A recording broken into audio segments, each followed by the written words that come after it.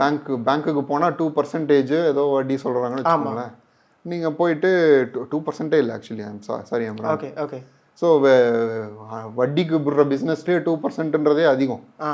ஆனால் இந்த 8% கொடுக்குறேன் அப்படின்றத வந்து நம்பினீங்கன்னா நீங்கள் லைஃப் காலி ஆயிடுவீங்க. இதில் சில பேர்லாம் இருக்காங்க, வீட்டை அடமானம் வச்சு நகையை விற்று நகையை அடமானம் வச்சு இந்த மாதிரி கேட்டகரைஸ்லாம் பண்ணி எடுத்துகிட்டு போயிட்டு இந்த மாதிரி பிஸ்னஸில் போடுவாங்க.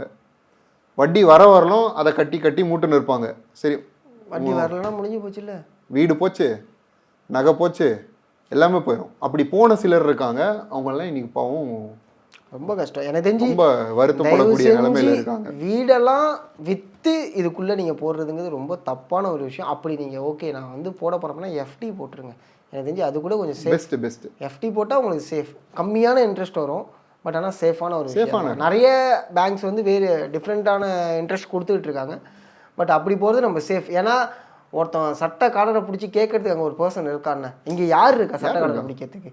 யாருமே கிடையாது. உங்களே நீங்கள் பிடிச்சதா? நான் உங்களை பிடிச்சேன்னா நீங்கள் இன்னொருத்தனை காட்டுவீங்க, அவன் இன்னொருத்தனை காட்டுவான், அப்படி இது ஒரு செயின் லிங்க். ஆமாம், அப்போது இழக்கிறவங்களோட லைஃபே போச்சு இல்லை. கண்டிப்பாக. நகையை அடமானம் வச்சோ இல்லை வீட்டை அடமானம் வச்சோ இல்லை டாக்குமெண்ட்ஸ் அடமானம் வச்சோ ஒருத்தன் இதில் காசு போட்டான்னா அவன் லைஃப் போச்சு இல்லை.